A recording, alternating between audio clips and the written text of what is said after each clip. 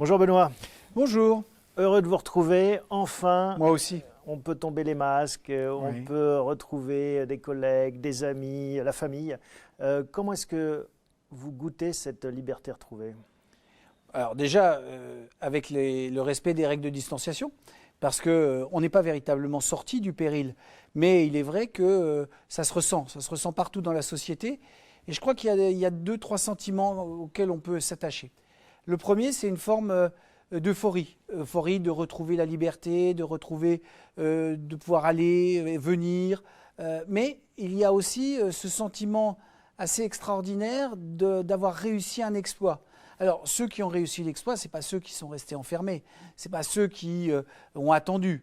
C'est bien sûr nos soignants, c'est bien sûr tous ceux qui ont lutté contre la maladie. Les premières lignes. Les premières lignes dont parlent les hommes politiques, mais aussi c'est ce formidable élan d'inventivité, d'ingéniosité, de solidarité mondiale, planétaire, qui a permis l'émergence du vaccin. Parce que reportons-nous à 18 mois. La vie s'arrête. Notre génération, la génération d'avant, n'avait pas connu ça.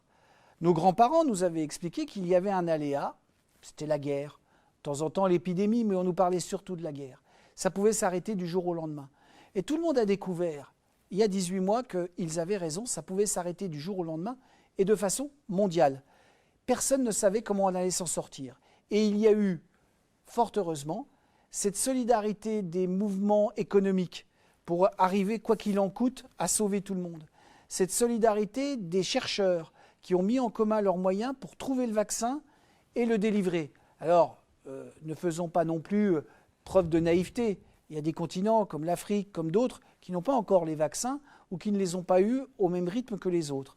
Mais je trouve que cette solidarité mondiale et cette réussite planétaire, elle a donné un sentiment assez euphorisant qui va contraster avec le sentiment dont je vous parlais au tout début, qui était le fait que tout le monde avait réalisé que ce que disaient nos ancêtres, nos anciens, quand on était jeunes, ça pouvait arriver. Alors justement, arrêtons-nous sur l'économie. Quelles vont être les conséquences économiques de cette crise?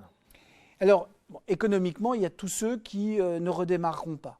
On nous a parlé de cette crise en cas, avec un arrêt brutal, une branche qui va monter vers le haut, qui seront les opportunités de la fin de la crise, la fin de la guerre, peut-être, et puis ceux qui ne redémarreront pas, parce qu'ils n'ont pas passé la crise, ils ont été maintenus sous perfusion économique, sociale, et qui auront du mal. Mais je voudrais plus parler sur le plan individuel. Sur le plan individuel, nous assistons à des comportements extrêmement différents. Il y a ceux qui repartent comme en 40, j'allais dire, parce que aujourd'hui, il faut y aller, on doit retrouver son métier, on n'a pas perdu ses repères et on n'attendait que ça. Là, on parle des collaborateurs, des consommateurs ou des épargnants?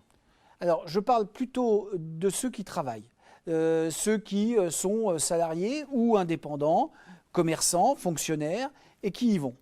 Mais nous avons dans cette frange de population des gens qui sont peut-être durablement affectés par leur approche du travail. Vous avez déjà une partie de la population assez jeune qui avait déjà été sacrifiée il y a quelque temps et qui aujourd'hui se dit « Est-ce que je dois perdre ma vie à la gagner ? Est-ce que mon sens de vie est celui que m'ont inculqué mes parents, qui est de se donner à la tâche pour améliorer son train de vie et vivre comme ça ?» Là, vous sentez des changements générationnels importants? Pas moi qui le sens, c'est les commentateurs, mais nous aussi, on le constate, on le voit bien. Entre celui qui était dans une entreprise ou qui cherchait un stage ou qui était depuis peu de temps dans une entreprise, eh bien, il a perdu cette sacralisation du travail. Et à l'inverse de la chaîne, ceux qui étaient en fin de cycle professionnel, qui pensaient à s'arrêter, qui attendaient, parce qu'on leur parlait réforme des retraites, on leur parlait d'autres choses, eh bien aujourd'hui, ils ont du mal à redémarrer. Et alors, comment on remotive tout le monde? Comment on fait remonter toutes ces personnes qui sont tombées de cheval à cheval? Je pense que c'est un grand défi des managers, c'est un grand défi de tous ceux qui ont la responsabilité d'encadrer le travail et de proposer quelque chose de nouveau. On ne pourra pas travailler de la même façon. On va y venir, on va en parler sur l'évolution nécessaire des méthodes, des services, de la vie en général. Vous voyez, il y a une attente, par exemple, aujourd'hui, dans la consommation, sur des circuits courts, sur des produits dont on connaît l'origine, dont on a la traçabilité, avec une forme de sécurité alimentaire. Tout ça, c'est des choses qui n'étaient pas aussi prégnantes. Et donc, il va falloir s'adapter à ça. On va s'adapter dans le travail aussi. Alors, on a parlé de ceux qui ont eu des difficultés et qui pourraient en connaître davantage. Il y a aussi ceux qui voient des opportunités nouvelles. Est-ce que vous en voyez poindre? Bien sûr, le verre est toujours à moitié vide ou à moitié plein. Il y a tous ceux qui se disent « Eh bien, je n'arrivais pas à me détacher, je ne pouvais pas lâcher les amarres, je ne pouvais pas changer de carrière. Et pourtant, je me rends compte à 40, 45 ans qu'il y a du possible. » Parce que pendant 18 mois ou 12 mois, je m'en suis passé. Parce qu'avec ma femme, on a fait autre chose. Ou avec mon conjoint et les enfants, on s'est réparti différemment les objectifs. Eh bien, oui, il y a plein d'opportunités. Et ça se voit non seulement dans les comportements individuels, ceux qui décident d'aller habiter à la campagne, ceux qui décident d'aller vivre une vie différente, changer de métier, mais ça se voit dans les entreprises. Oui, parce que la société va devoir s'adapter. Ça, c'est la responsabilité du politique au sens large. Bien sûr. Mais les sociétés aussi. Et ça, c'est la responsabilité du chef d'entreprise. Comment est-ce que vous voyez les choses pour Unofi? Alors, la société va s'adapter.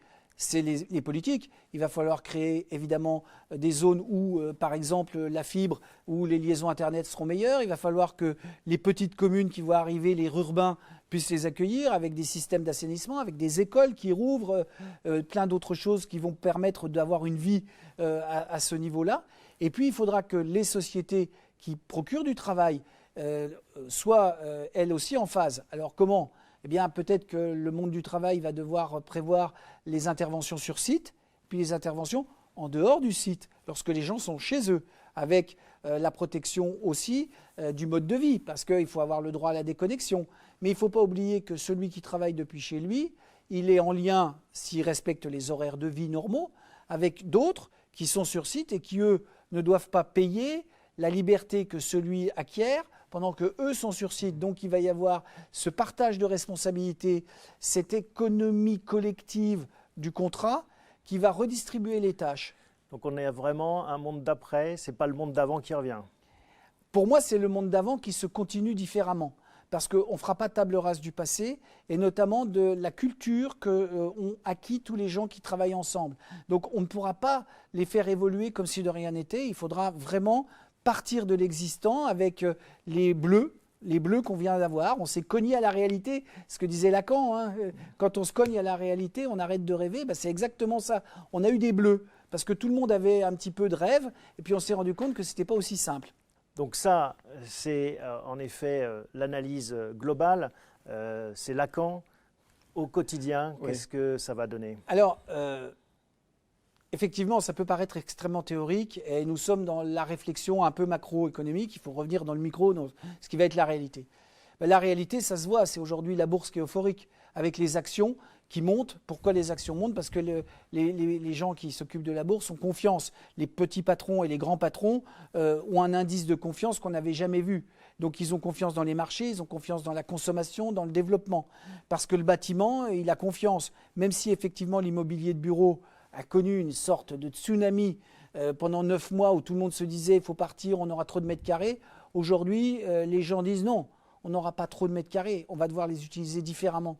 Là où j'avais 6000 mètres carrés, il faudra que j'en ai 5000 avec 1000 de tampons pour pouvoir me développer et faire autre chose. C'est pareil pour les entreprises. Les gens se sont rendus compte que même les restaurateurs, finalement, le click and collect, c'était pas si mal. Et il fallait peut-être développer un peu plus cette clientèle.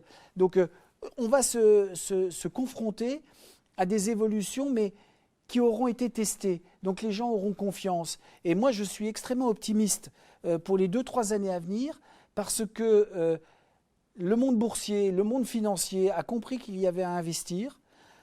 Aujourd'hui, les banques centrales aident les États à maintenir cette possibilité d'investissement. L'inflation qui reprend, pourquoi? Parce qu'il y a de la demande.